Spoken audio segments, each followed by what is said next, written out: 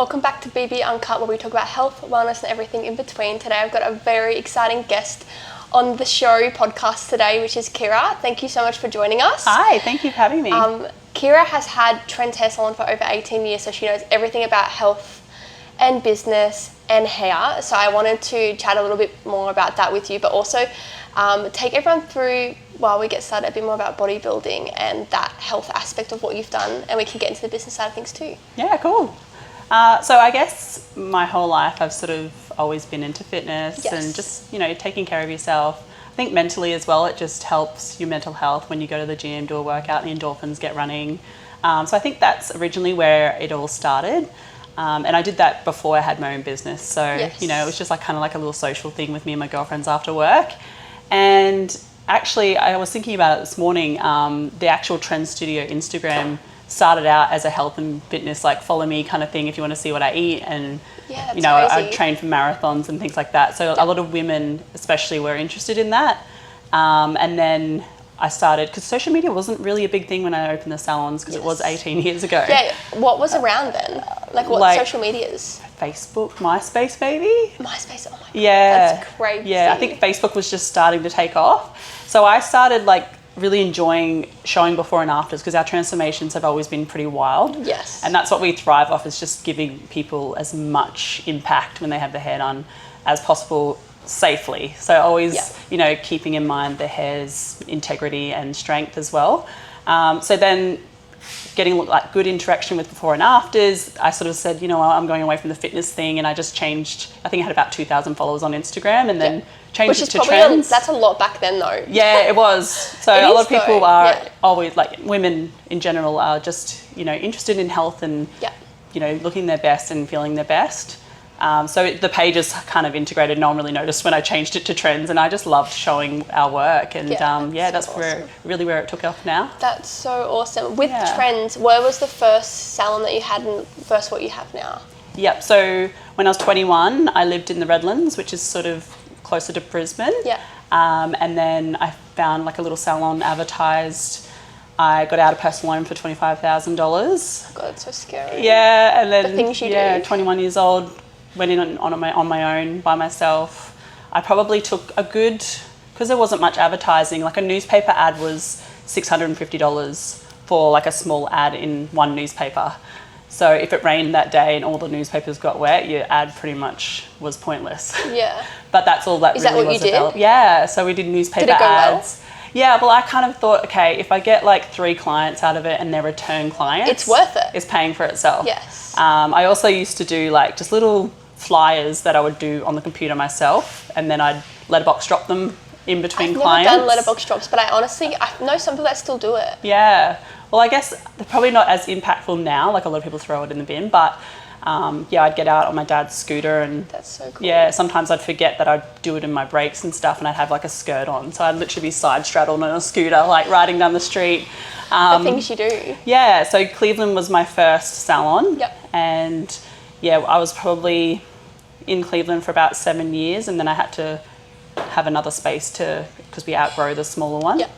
And so where did you go next? So my original I know you've got spot, Marina Mirage, and I've been there, and then you've got the Bundle one. Is it Bundle? Yeah, Bundle. Yeah.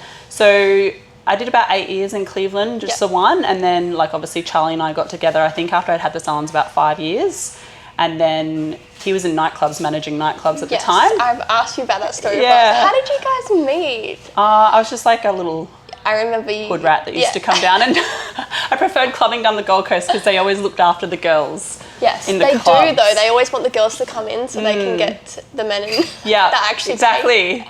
So yeah, their theory was get the girls in, keep them in the club, and then the boys come and buy all the drinks. So me and my girlfriends would always come down clubbing, and then I met him when I was probably about 20, but we didn't actually start dating till I was 26.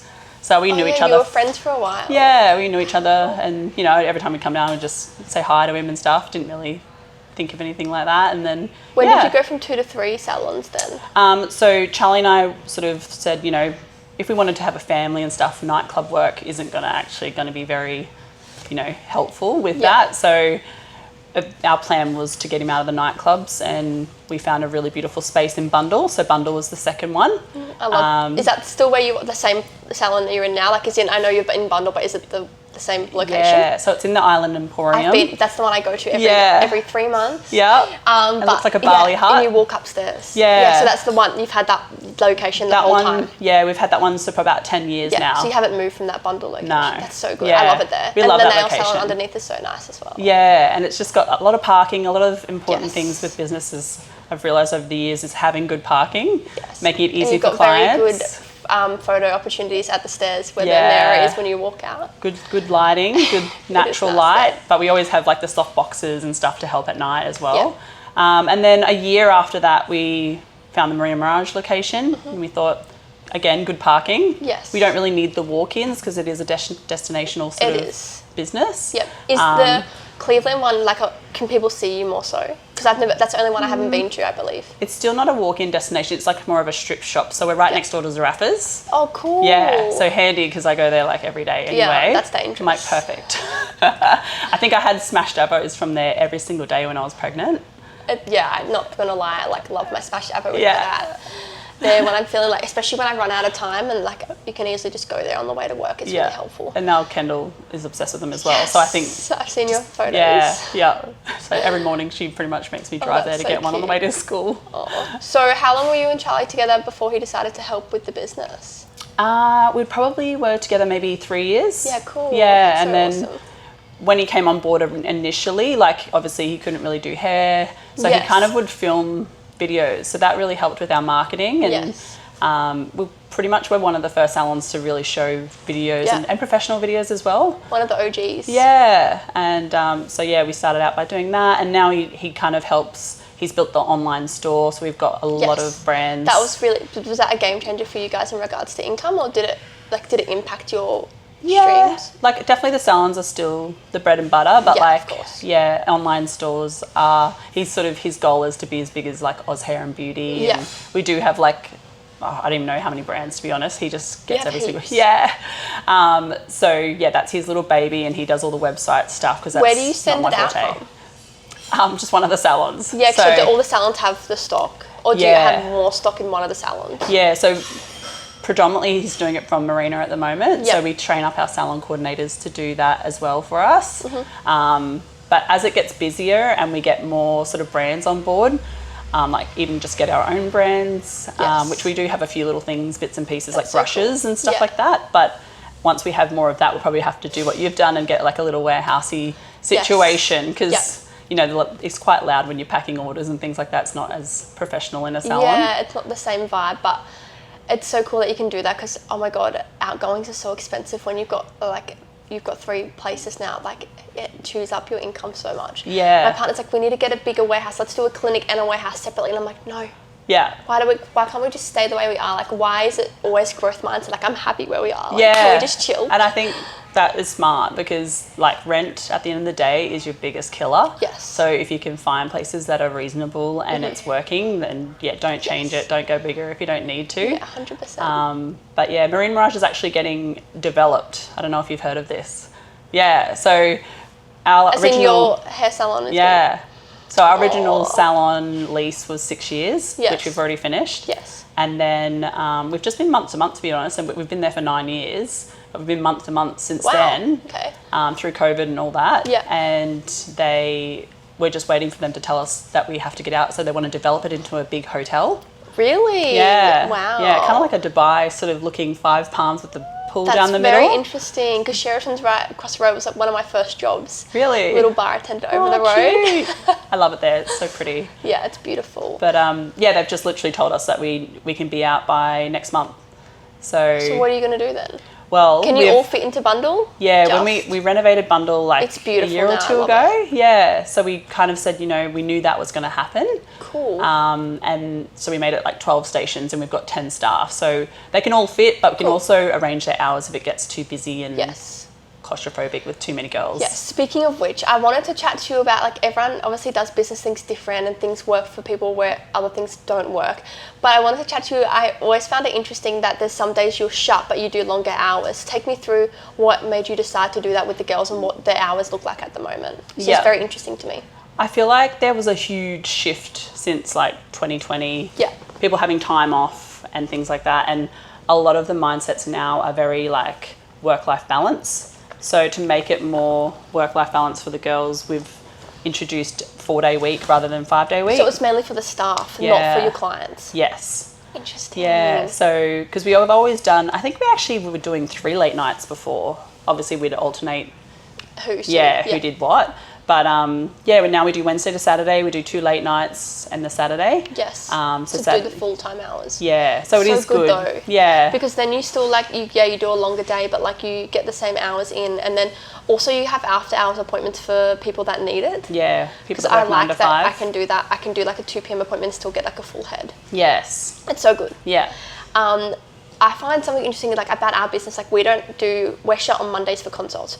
We do Tuesday to Saturday. The reason being is because on Mondays, like no one really wants to work. Everyone's like trying to prepare for their week, especially because we've got lots of mums. So they always like to have that day off. But also because our clients are so busy, like getting into the work week, or if people are going to work, a lot of them work on a Monday. Yeah. So we actually find like even for our business, we don't have consults run on Monday. It's just admin and warehouse stuff here on a Monday. Yeah, which is, perfect. And a nice little introduction into the week because otherwise you get Mondayitis. Yes, well, if I'm doing consults on a Monday and then I'm also doing everything else, like it's too much. Yeah. So if you just have a day to just get everything out, especially like 3 days worth of not replying to emails and stuff, it's a bit hectic. Yeah. But I just thought that was really interesting. Yeah. So Kirra and I actually met through our childcare. That's right. I actually forgot that. Yeah, I think at a birthday party we started chatting. Yeah. But Kendall and Indiana, so both our daughters went to the same kindy childcare together, which is really cool, and that's how we met. And then I was getting my hair done at your salon, so I used to see you all the time there anyway, and I still do get my hair done. But I've actually wanted to chat about that. I have been to so many other hair salons, like 2 or 3 before Trends, and I honestly won't go anywhere else. Aww. This is my little review because, no, but honestly, like I went to other places and they just like messed my hair up. Like it wasn't ready for what it got. Yeah, yeah. And I really think that's important, like because you guys listen and you also are very honest. Like if your hair's not ready for it, then you say that so that your hair doesn't get ruined, which I really like. Definitely, yeah. So yeah, I like my hair right now. It used to be red, so the girls got me from brunette to blonde, short little bob that I've had, and then I went from blonde to Renger, and now I'm going back. They fucking hate me in there. Now I'm going back to blonde, so I'm halfway there because I don't do it in one setting because it would just ruin my hair. Yeah, and it's getting so long too. It is. I'm growing it out to see how I like it long and blonde. Mm-hmm. Yeah, that'd be nice for a change. Yeah, I'm trying to do a balayage as much as I can, but it's really hard for me because my roots are so dark. Yeah. So you guys do like a little root tap, and that really helps to like even out so it's not like just a strip when it comes through. Yeah, so that really helps. But yeah. It's definitely something we've always prioritised is the hair health and using all the bond building products. So there's bond building Olaplex, there's K18, they build different parts of the hair. So we use them in conjunction as well, just to make sure you have the best opportunity to get as light as possible, but safely. Also in your service. So like when I go to Trends, they tell me like, look, your hair needs some work here, let's do this. I'm like, okay. And then actually like fixes it. Like sometimes it just doesn't feel right. And then you get it done, you're like, oh, this is what I needed. Yeah, like it's so good that you guys there's so many do different treatment options these days. Like you really like, if you don't take advantage, you're silly. Like I think back in the day it was kind of like, oh yeah, moisture treatment, oh it feels a bit soft for a day. But there's treatments these days that actually get in there and rebuild, peptides and things like that in your hair. Yeah. So speaking about hair health, what are your go-to nutritionals and your favorite hair products for like building the hair if it's really damaged? Like what comes to mind? Yep. So I'm actually taking a product called Glower. Yep. And it's a hair vitamin, but it's also like a multivitamin as well. So it's kind of like 2-in-1 kind of thing. They've got really good before and afters of like people with alopecia. Oh wow. And things like that as well. And then we've just introduced a new kind of like a skin needling product where it's like peptides, so you rub it into the scalp. Really good for thinning and balding men even. So, that's so I cool. might give it to me. Just thicken my hair's always been fine. You need to do. So yeah, I'm like, just give it all to me. So yeah, I'll try anything. So awesome. Another thing I wanted to chat to you about business-wise is take me through, obviously you've been running it a lot longer. Like we've only had Balance Beings for 5 years and you guys are over here at 18 years. So I wanted to pick your brain about like what things you find are like the things that are the hardest things about running a business. Yeah. Staff. Yeah, literally, I find staff the hardest. Yeah, and I'm just like evolving with that as well, like, you know, trying to keep staff interested and, you know, satisfied in their work as well. Like with our girls, we don't do like a commission thing, like, so if they charge you more, they're going to make more money or anything like that, because I find that would be, I don't know, I think that's something that would scare away clients as well. I'm like that too. So we have like a lot of other clinics do product sales, so you get 10 or 15% on every product you sell, whereas we don't do that, because I'm like, I don't want a client leaving with 7 products or 5 products. They should only be getting what they truly need. Yeah. And so avoiding that actually really helps to avoid unneeded supplements and like over prescribing. Yeah, for sure, especially in your business. Yes. Like it could be detrimental as well. Exactly. But yeah, for us, for example, like the client will always tell you what they don't like about their hair, and you've got something that can fix that. So that's sort of how we train our girls, is to recommend what they're not liking with their hair and how they can fix it. And you're not pushing product or anything like that on them. Yep. It's actually just fixing a problem that they have and Yes. genuinely, you know, wanting to help. We do like more of like a profit share. So when they hit over a certain amount each week, which they've got prices to follow on the computer, they can't really overcharge or anything like Yes. that. So when it hits past that, they have a profit share that they actually get a share of. So it's covering their wage, and then anything that is over that, they get a percentage of. Then they can drive harder if they want to. Yeah. Like see more clients outside of that. Like, Exactly, because you yeah. have a minimum versus like how much you could actually push. Yes, yes. So when really we, smart. like for example, when I was hairdressing when I was younger, we just got slammed back to back, like full head, half head. Like you didn't really finish your own clients. We had apprentices doing all of that. Yes. So you could fit more in, but we book things like you'll be booked in for a full 4 hours with your one Yes. girl. Yeah. So you don't get pushed and shoved in between and get dried off by the apprentice. Yes. We've actually only got seniors that, you know, Yes. do the work. I love your girls. They're really good. Yeah. Oh, they're so funny as well. They're so cheeky. I honestly enjoy coming because it's like an experience and like everyone's so nice and fun. to be Yeah, around. you get treated probably like because I've been a there for friend. a while now though, like 3 or 4 years. Yeah, wow. So I think Yeah, that you're they an all OG. like, oh hi. I was like, hi guys. And that's the thing, like, it doesn't matter who you go to, they all treat you the same. Yeah. And I think that comes from the top as well. Like, even with your girls, like, they sort of treat you how you treat them. Yes. And that's what a lot of clients say. When they come in, they feel like they're a friend of everyone. Yeah. Yeah, Which they is feel a really really nice welcome. because you don't want to feel like you go into a hair appointment, you're just on your laptop and like you feel like a bit closed off. You want to feel like it's an enjoyable experience, and that really like is an important element of a business as well. Yeah, for Which sure. is awesome. Yeah. Take me through. I know that it's probably a bit easier now because you've got a really good client base. Everyone knows who you are with Trends because it's such an iconic brand. But when you first started out, besides the newspapers, how did you build a consistent client base and like just build on that, like versus where you are at now and what you do for marketing and get more clients? Yeah, so still when we put on a new stylist, we have to work pretty hard to build them up. That's the same as us. Yeah, and you know, get them full. and also like training them to help retain that and rebook. Yes. So rebooking's super important. Always has been. And I came from a company that was really made that really important as well. So I think I've just sort of had that embedded in me. Yes. But yeah, like social media still is a massive part. Things that have pivoted and, you know, changed over the years, and I think it's really important to evolve and keep an eye out on that when it is changing. If something's not working, try something new. Yeah. It's just like a game, really, isn't it? Like kind of like Monopoly. Like you try things, if sometimes it doesn't work, and then you just got to try again and pick yourself up. So it's really similar to the fact that like for us, we don't have to work too hard. Once we've got their client base, we might just need to fill them with like 2 or 3 new people a week. But besides that, they have those return ongoing people until obviously those people are better. But then you're filling them, you know, with 3 or 4 or 5 new people each week instead of 30. Yeah. So that's kind of how it works for us. Yeah. So it's very similar. Yeah. It's so awesome. interesting. Yeah. I wanted to ask you, with you managing staff and doing all of that and the culture and everything you do, like what does your day in the life look like now? Like what do you do versus Charlie versus what the other girls take a hold of? Because obviously you've got 3 salons now, so how do you manage everything? Like what do you actually do versus everyone else? So generally I'm on the floor Wednesday to Friday because they're the days I don't have Kendall. She's at after school care and stuff like that, so I have to rush home to pick her up or anything like that. Yeah. And I try and do a day in each salon. So there's not really a set day that I go to each salon, and I sort of work it around clients that I have in that week as well. So I do still do hair on the floor just with clients that I've done for years and years. And they sort of generally will go to either location, but I let them choose and then work my week around that. We'll do like, staff meetings and stuff like that when we have to, like not really a set weekly thing. Yeah, okay. Because I just feel like there's not anything new to chat about. Yeah. But definitely if we have salon coordinators in each salon as well, and managers. So if they bring us anything that we need to know about, then we sort of can sit down with staff and chat about it before it becomes a big issue. Yeah.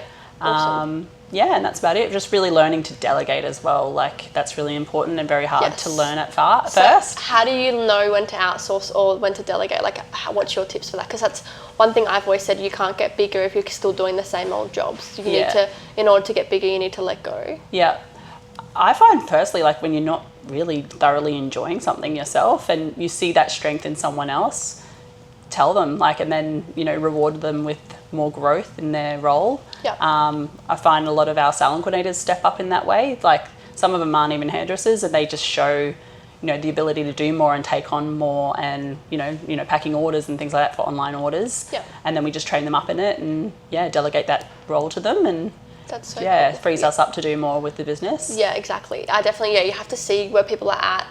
I always like to hire people and then see, okay, where would they actually be good at? Because you kind of need to see how the way someone works and their work ethic and like their personality and like how they are before you be like, okay, they would be really good for this, they'd be really good for that. Yeah, exactly. As well, which is really helpful. Yeah. Awesome. And then besides that, when people are first starting out, what was the biggest piece of advice you would give for them?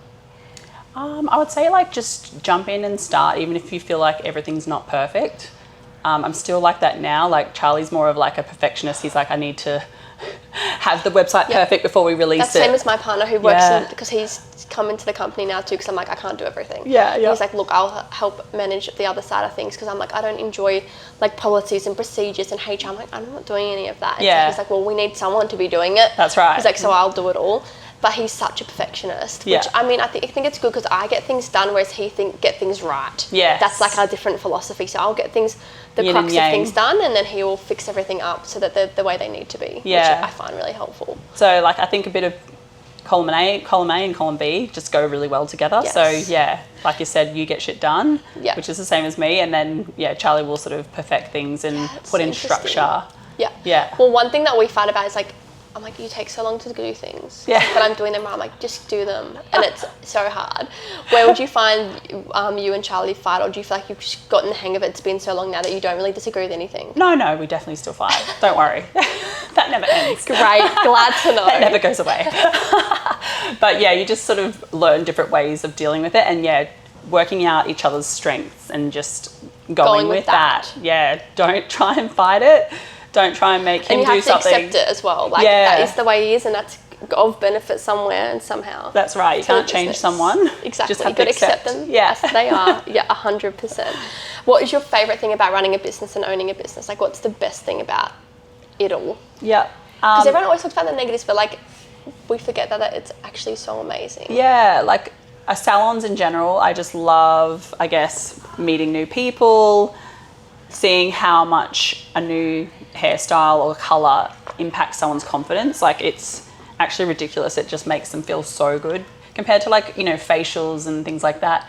Yeah, you feel good on the day, but then it doesn't change how you actually feel and your identity. Yeah, you're like a whole new personality. Like when I get extensions in, I'm like a 10. I feel like a 10, but when I don't have them in, I definitely am more of a shell of a person. That's so funny. Yeah, and I just love being able to do that for people because I know how good it feels myself. So that's definitely one of the best things about owning salons. And just I guess making friends with like the staff, but obviously there's always like got to be a cutoff where you're not getting too close. I find that really difficult because when I first started out, I had so many friends, like best friends and all of that. But it actually becomes a problem because then they don't respect the boundaries and they walk all over you, which becomes such a big problem in business. Yeah, definitely. And that's something I had to learn over the years as well. Like, I learned the hard way. I'm such a giver and I just want to give, but there is certain people that will just take from you and take advantage of the fact that you are friends. Yes, so, 100%. Yeah. And do things behind your back that you don't realise. Yeah, just keep at arm's reach. Yes. And always have that professional line that you don't cross. Yeah, and I always treat it like they're not kids at all, but like if you don't set a boundary with your child, then they don't know that boundary's there, so how are they meant to know they can't cross it? And that's how I imagine things to be. Like, it's not their fault that they crossed the boundary that I didn't set. Yes. It's an imaginary boundary in my head. If I've not set that, then that's my fault at the end of the day. It's my fault for like that happening. You have to take that accountability as well. Definitely.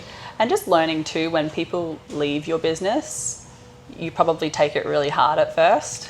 I used to take it hard. I was like, oh my God, what? But what have I done? It's not about us. Yeah, what have I done wrong? Like, what could I have done better? I still ask myself what I could do better, because I think you never stop learning. I think you need to learn and take away something from it, and obviously have like an exit interview to be like, okay, what were the true reasons? Like, you know, and have like an open, honest conversation. I think it's very important instead of being shut off, because then if there is an issue in the company, you're not going to know about it, and that's really important. So like they can give you some really valuable information. 100%. But sometimes, a lot of the time, it's not about you. Yeah. It's about what they want from their life. Yeah, and that's something I really sort of took to heart at first. It really like broke my heart and you know, broke my confidence. But over the years now, if someone resigns, I'm kind of like, okay, well, you know, everyone's replaceable, and it honestly is something normally what's going on in their life, you know, and the only problem I have is when they bring negativity into the business when it's not anything to do with the business. Yeah. It's generally something that's happening at home or outside. Yep, and I think that's one thing that I do struggle with. Like, obviously, a lot of hairdressers and naturopaths are naturally women, and that's awesome. I love hiring women, and they're such assets to the company, but they are more emotional beings. So like, there's more likely to be like drama and problems in a business. Like, that's just how it is. Because when Tom came on board, he's got a business that he runs, like a tech company, and they're all men. There's not one woman, because there's no women to hire in tech. Yeah. And he's like, this is crazy to me. Like, crazy. He's like, what is happening? He's like, what is this world? It's not like we have an awesome, beautiful clinic now with beautiful employees, but it wasn't always like that. And we had to really work hard to, you know, have a little look at what was going on in the business, and there was problems when he first joined, but now it's awesome. Oh, it's so good. But he was like, what the hell? This isn't normal. What is with women? It was actually crazy, but well, we've got a barber shop as well. Is that more men? Is it different than or would you find it the same? They're still hard. Really? Yeah, but I think they're a bit more cruisy. Like, they're happy to sort of just come to work, do their job, go home. Yeah, definitely different. Especially like when you've got different priorities. Like when you're hiring mums, like they have different priorities. Their kids are always going to come first. Like, my kids literally come before my business. That's just the truth. Yeah. And I can't ever expect their work to come first. Whereas for men, because naturally women are the caregivers, then if that child's sick, it doesn't impact work. It doesn't impact anything. But, you know, like if they're really struggling to work and have kids, they're not going to sell their kids. Yes. They're going to leave their job and they're going to resign. And so that's has happened with us a few times as well, where they're like, wow, this actually doesn't work for my family, doesn't work, and we can't like both work. And so that really sucks, because you've built their whole clientele base up. And some people just don't want to transfer to different people, and so we will lose about 40 to 50% of clientele every time if we lose a naturopath. So which sucks, because you spend so much time marketing, just putting money into it, ads, replying to DMs, replying to phone calls. Like, it doesn't just happen. People just think bookings come out of thin air. They don't. We have to work for them as business owners. 100%. And so when that happens, that's really disheartening for me, because I'm like, I just grew all of that for nothing. Yeah, and it's a bit of a misconception when people try to do their own thing, which you might have found as well. It's just going to fall into place. Yeah, they see the people rolling through the door. It's so easy. And you make it look easy. Yes. But really behind closed doors, you're DMing and paying money to like boost ads and things like that.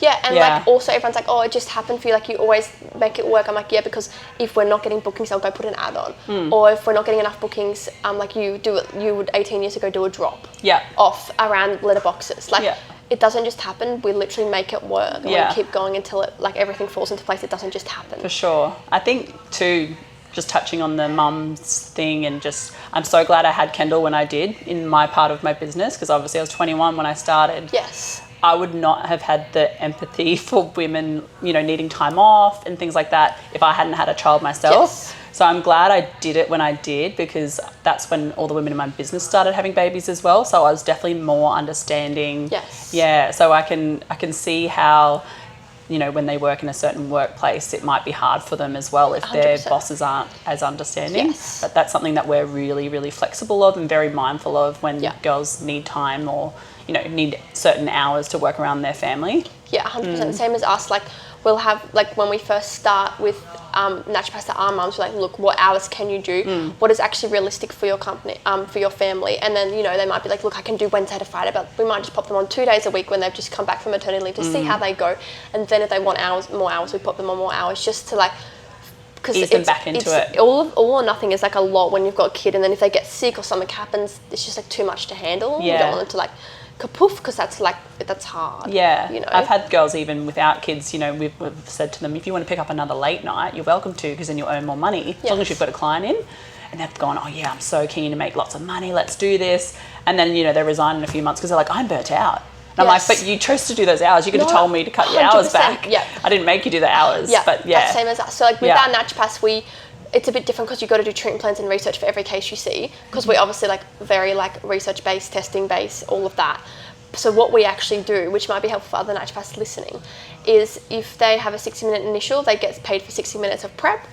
If they have a 30-minute client, they get paid for 30 minutes to then do stuff outside. So they might have consulting days Wednesday, Thursday, Friday. That means they're getting paid for 6 days a week. Yeah. 3 times that amount, right? So we never put anyone more than 3 days consulting a week, face to face. Yeah.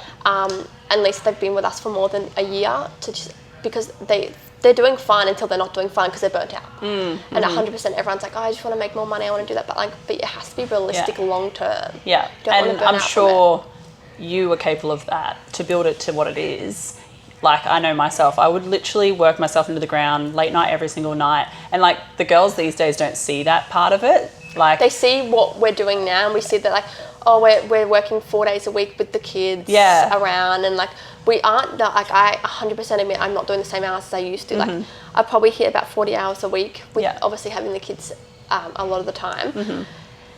But back when I first started, I had 2 kids at home with me under the age of 3. I would go to bed at 1 a.m. and wake up at 5 a.m. to just them. Make it work, yeah. And you just like, I would literally have 4 hours of sleep, and I used to see 50 patients a week. Yeah, wow. Do everything myself. And I can't believe, I was like, I always look back thinking, how did I do that? Yeah. I did it because I wanted to buy a house and like grow the company, and it's just what I had to do, but I always knew it wasn't forever, and I think that helps. Yeah, and that's what, you know, sets you apart from other people, like, and you're willing to do that. Yes. A lot of people aren't. A lot of people are like, I don't want to work Saturdays, I don't want to do those hours. Like, we didn't have a choice, you just had to do it, and that's what made it grow, and that's what made it do well. Yes, and I think that a lot of people think that they're going to go into business and it'll work out. Like, you have to actually put the work in, and you have to, okay, well, that's not working, I have to figure out something else to make that work. You don't just like let it go. Yeah. You fix it. Yeah. You know? Yeah, and I'm sure we could have worked smarter, not harder, but yeah, I got to the point where I was like, I had to literally pull over to get home to have a like 20-minute nap, because I was so exhausted, I couldn't even, or I'd get to my driveway and I couldn't get out of my car because I was so tired. It's so bad that we push ourselves at that point. Like, when I was seeing like 13, 14 patients a day. Yeah. And I fell asleep in one of the consults, like my eyes just shut, and I was like, and then she like said something 3 times, I didn't reply. I'm like, fuck, I've hit it. I've hit the burnout. Like, I would have a 20-minute nap in between consults because I'd be from home. Same. I'd wake my own salon, and I'd sleep on the beauty bed out the back. In between clients, I'd set an alarm. So bad. If I didn't bring my lunch, my first salon was like a couple of blocks away from Coles or Woolworths. And so I'd have a colour on. I literally would sprint across the road to get food and come back and be like, I'm just going to the toilet. I'd like literally have to sprint to Woolies, come back huffing and puffing. I'm like, straight to the toilet. It's like people live the same life. That's so crazy. When I used to live at Mermaid Beach, across the road from Bam Bam Bakehouse, then Telecruffins, they live. And I would need a sugar hit because I'm like, I have not eaten all day. I haven't eaten. I just need something quick right now because I'm literally going to pass out. I'm dizzy. Yeah. Like, that's how bad it was. It was so bad. So bad. But I ran across the road. I'd have a 10-minute block between clients, eat it while in the car, and I'd have a client knocking on my door. I'm like, not even. I was like, sneak through the garage to get home. Not even there. So bad. But I think that one thing that really sets people apart is like, if you need it more than you need to die, like, you're not gonna. If you need to have that point, and I think that like the business loan for you is probably like, well, I need to make money because I need to pay this loan off. Yeah. Whereas for me, it was like, me and their father had split up, and I was like, I literally have to pay rent, I have to look after these kids, I'm not making enough money to do that right now, and I don't want to have to fall back on, rely on anyone else. Like, I need to make this work. Yeah. And so that was my like persistence. I was like, that's where the business grew. Yeah. Like, I was only seeing like 2 days a week of clients. You don't have anyone else to rely on. And I was like, nope, I'm going to do this myself. and that's when it really like just excelled, because I was Amazing. like, I'm just going to get it done. But probably the same as you, like you need something. Yeah, well, I didn't have a rich boyfriend or Yeah. a rich family to like back me up, Yes. and you know, I had rent as well to pay, which was quite high. And now I Yeah. think about it, now I know more And about a loan to pay back. Yeah, plus a loan, which I paid off very slowly. I think my Yes. dad was like, how are you going with that loan after like 5 years? I'm like, oh, I still got like $5,000 left. He's like, you probably should pay that off. Why are you paying it off faster? I'm like, oh, I don't know. No idea. But that's how it is. Like, Yeah. you have to put yourself in an uncomfortable position, I feel like, in order to keep going, because there's going to be times where you're like, literally, like, I don't want to do this more than anything. Yeah. And that's what really sets people apart, of like continuing and having a business that's been around for 18 years versus giving up after 2 years. Yeah. You know? Yeah, for sure. And you need to go through hard things and learn from them. Like we said with the staff leaving, you got to learn something from the journey, either about yourself or about the company. Yeah. In order for it to really not affect you continuously. Like you're always learning something. Yeah. Which is really for sure. interesting. How do you manage having a daughter and work, and how did that change like how everything kind of went? I know it changed staff and like how you like viewed everything more relaxed. But what else did it change, like with your work-life balance and how you viewed the business and stuff? Yeah, sort of the same as you. Like now that I've had Kendall, like obviously business was always coming first. You know, every post that I posted, it was like about hair and all that sort of stuff. But now that Kendall's in my life, like she's definitely priority and number one. But even in the beginning, she would come to the salon a lot with me. I didn't have any like family help when she was little, and you know, so we kind of had like a nanny, live-in nanny that would come. Cool. Yeah, she was like a foreign Indonesian lady. Awesome. Just because I didn't Was it want to like send au her. pair? Yeah, like an au pair. Yeah, cool. So you pay them and they live in your house. Yeah. Just because I didn't want to send her to daycare like as like such a baby. Yeah, fair enough. And then when she It's got really nice. Yeah, so that was sort of my sort of way of getting around, not sending her to daycare, and and not taking her to work every day. That's nice. So that was like 2 to 3 days a week initially, and then when she got sort of older and more interactive, we're kind of getting to the point where we're like, oh, we need to like maybe send her to daycare. She needs more, you know, they teach them how to count and stuff like that when they're like so and little. social interaction as well. Yeah, nice. which came at a really good time because she was kind of like, she met a boyfriend in Australia and was like, can I move out with my boyfriend? And I was like, of course you can. So it nice. turned out really well, and we still speak now, which is really nice. That's so nice. Yeah. Does she remember her at all? I show her photos and she's like, I love her. I love her. I want to see her. She's so funny. Yeah. So, and yeah, she was Indonesian. So like Kendall just, even as a baby, she just loved and gravitated towards Asians. So she, like even now, she just loves Asians. So like it would be in a sushi train and she'd be like putting her arms out as a baby, like pick me up. And the waitress is like, why is she doing that to me? So funny. And I'm like, oh, That's her so nanny's Asian. She interesting. loves you. Oh, cute. You think she You're yeah. safe. Yeah. You're her nanny. That one thing I want to talk about, you know how like we were both all like so fatigued and burnt out from like literally doing things we shouldn't have done, like the not eating and burning ourselves out and working so much. For me, like I knew that was a short-term thing, and like obviously it's unrealistic to do that forever because you like literally won't survive. Yeah. But what like for me it was like outsourcing and finally building the company up so that other people could take on the clients so they could earn the income that we needed to earn. Like that's what did it for me, like doing all of that. Yeah. And then I could, you know, eat properly and fuel myself. But at what point did you finally start feeling yourself better and like stop that burnout, and what did you do to try and like get that all working? Yeah, it's sort of similar to you. Like I was just doing so much myself that I literally could not handle anymore. Like I couldn't take any more clients. I was doing as much as I could. And that was to the point where I was like, okay, I think I can handle putting on a staff member to help take some of the load. So I started that, and I really found that working for myself, even though I was doing all the hours, I kind of was like not really that much further ahead than I would have been if I worked for someone. Yes. And it wasn't until I started putting more staff on is when I started sort of making more money than making it more worth it, and worth all the stress. Yeah. So yeah, definitely just finding people that have those strengths and like want to grow with you. Yes. That's the most important thing. Like obviously. What are those? What do you notice? What they are like what type of traits they are, or how you can kind of pick it with all your. I think probably initiative. Yeah. Just having initiative and seeing things that need to be done and doing it. Don't have to ask them to do Yeah, things. don't have to ask to be like, you know, for example, one of my salon coordinators in Cleveland, she was actually my client from the beginning, and we just vibed really well, like personality wise, and when I had Kendall, so far down the track, she was still my client. Wow. And I said, I just love What your an energy. OG. Yeah, I want you in the salon because your energy is just so vibrant, and you know, I love that energy you bring, and I know that will be nice in a salon. Yeah. So I will train you up to be a salon coordinator, and she's been with me since Kendall was born. That's so beautiful. yeah, 6-7 years, and she pretty much runs Cleveland and the barbers for me. Wow. What was her job before that? She was like a PA. Yeah, cool. Yeah, That's so so awesome. again, initiative. Galore. Her role has just evolved because like she was meant to just answer the phones and greet clients, but she does so much more now because I saw so much potential, which Yes. I didn't know at the time until she started working Got for to me. show us what you've got so that we know where to put you. Yeah, You know? And yeah. to see if you can grow with the company as well, which is so important. Yeah, and I'm a big fan of giving people pay rises when pay rises are due, not Yes. like when they have to ask for it. Don't ask, yeah, Yeah, 100%. Like so- when you consider they're doing a really good job. Because then it makes them feel like they're rewarded too when they actually are doing what they need to do and showing initiative or doing a really good job or getting really good results. Like that's nice as well. Yeah, It's a really good way and to it's do rare it. to find, so you need to appreciate those people and show them that they're, you know, Yes. you're noticing it. 100%.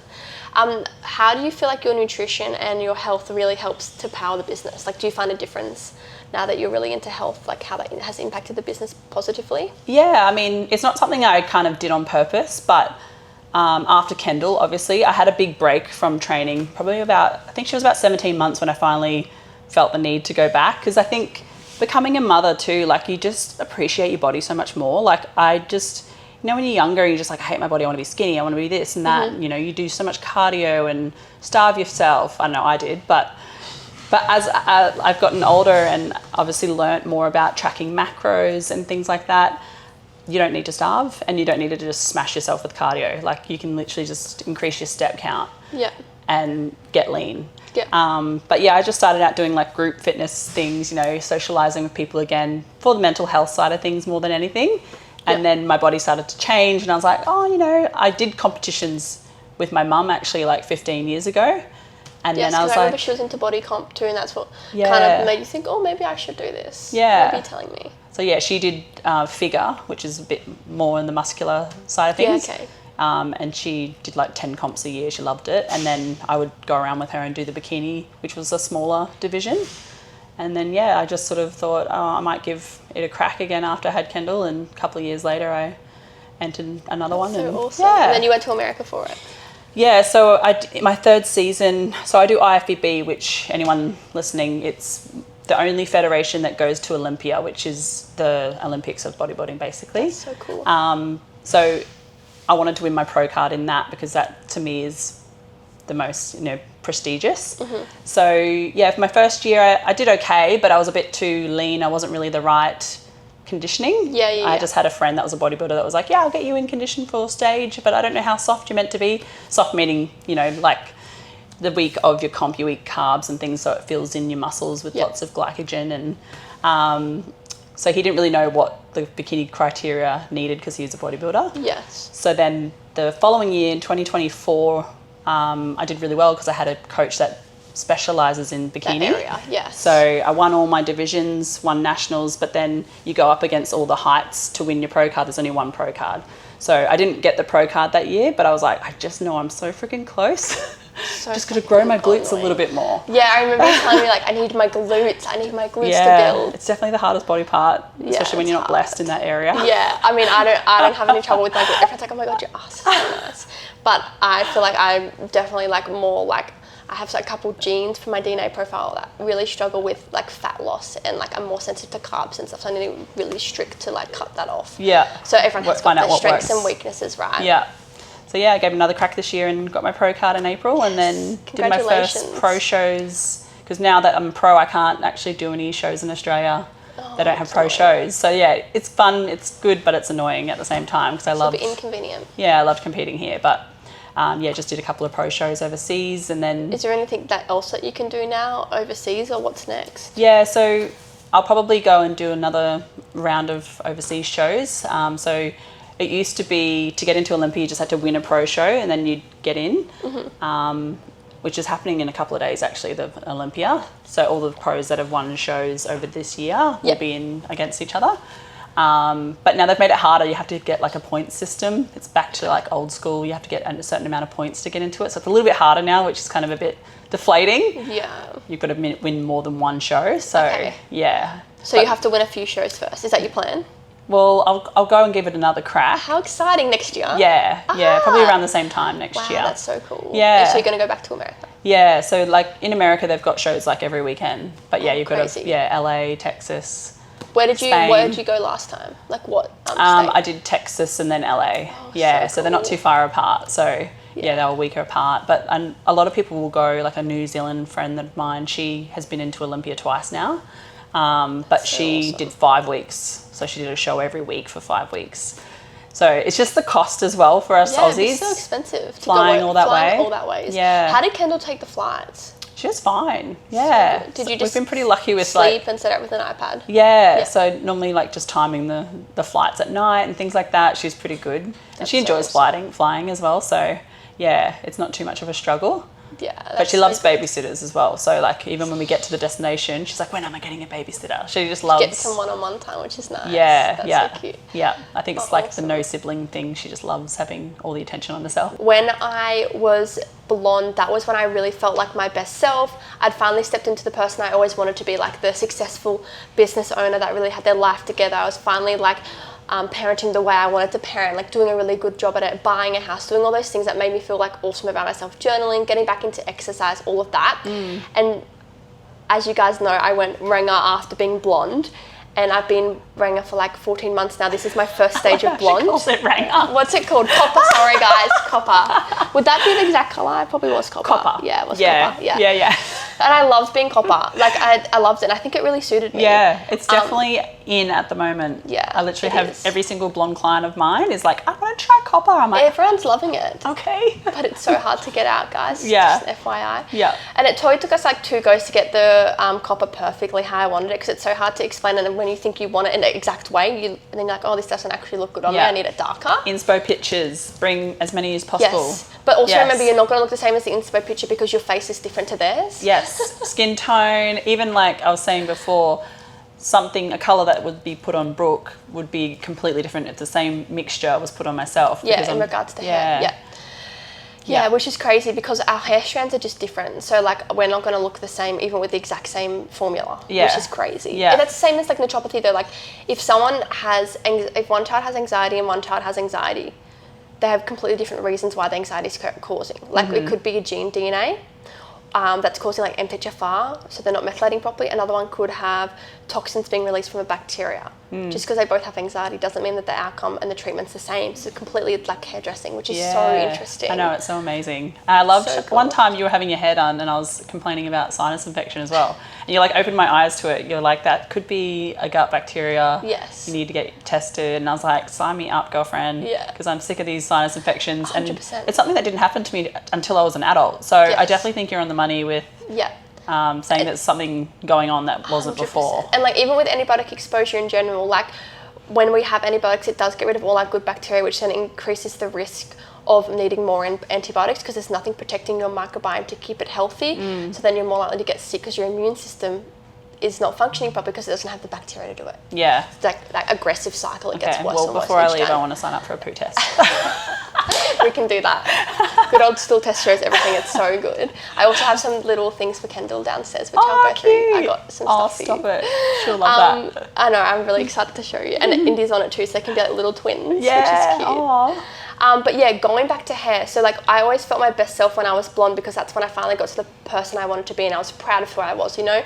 Like I wasn't like overweight postpartum. I got healthy, was exercising. You were glowing. I wasn't burnt out and fatigued anymore because I finally had like put the right people in place for the business and stuff, and I was blonde. Yeah. And so like even though I've been Ringer for 18 months and I look great with copper hair, I'm still going back blonde because that's where that's my identity of like where I was at my best self and my happiest self was blonde, which I find very interesting because it is your whole identity. Yeah, and you probably just felt your hottest as well, like you're most confident. So 100%. why not go back to it. Yeah. Yeah. Which is crazy that hair can do that. Yeah, it's good that you've tried it as well. So you don't have that niggling thing in the back of your mind. I need to get it done. What I would look like if I was wanted copper. to do it for like 8 months before. You've done it for a long time. Like I'm It took me 8 surprised that months. you lasted as long as you did. I know, same. Yeah, yeah. I was like, I want to get it long before I go blonde. Yeah, it's to grown make sure. so much. I know. Yeah. Well, it used to be, for reference, guys, I'll put a photo in here, but it used to be here. Yeah, like proper short. And when I first ever went to trends, it was down here and it was brunette, and we chopped it all off and went blonde. Oh my God, I remember that. Crazy. Yeah, wow. And I was like, I'm just so sick of my identity. And then that's when I felt my best self. Yeah. And then I changed it. Yeah.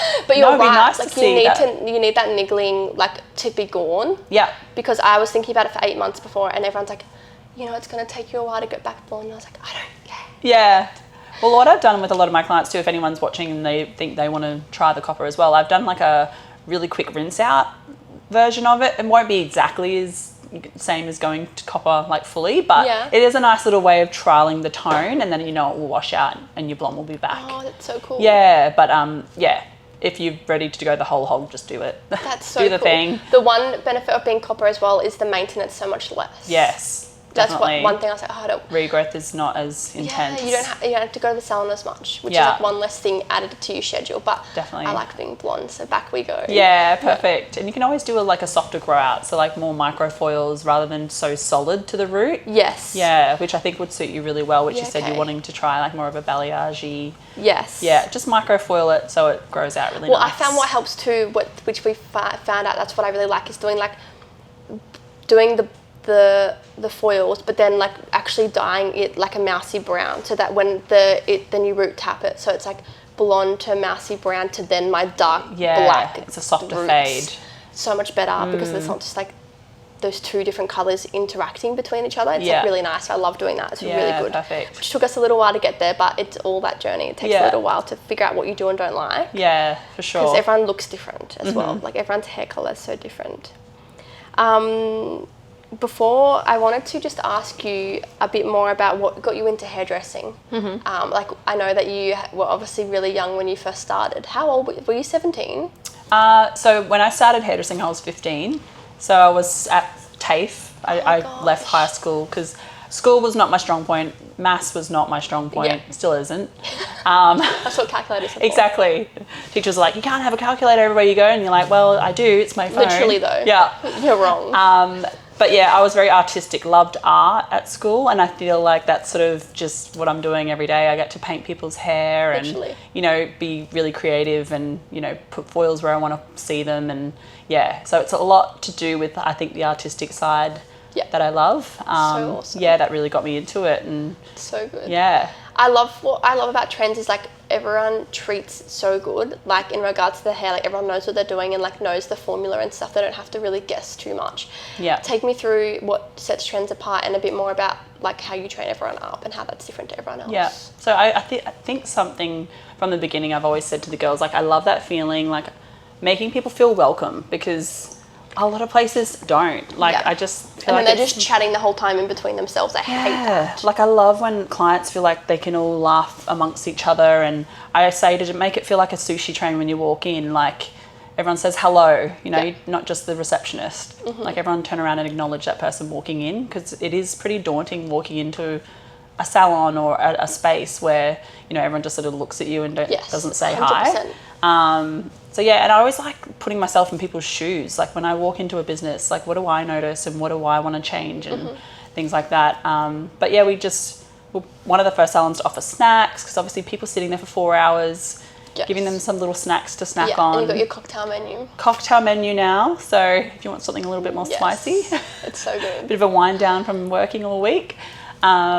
But yeah, all the little things, all the little touches make, you know, your visit more special. Yeah, 100%. But definitely just the culture. And like I said, you can just get any of the girls and they'll all treat you the same. Yes, and they all know how to treat really well with hair, because you've trained them up properly. Yeah, so we, like I said, only hire seniors, but we always put extra training into them, because you finish your training, you're pretty basic. You know what I mean? We don't want people to be basic. We want them to be extraordinary stylists rather than, just fresh out of their apprenticeship. Awesome. Well, thank you so much for coming on to BB Uncut. Thanks for having me. You're welcome. And until next time, may your days be natural and your weeks be balanced.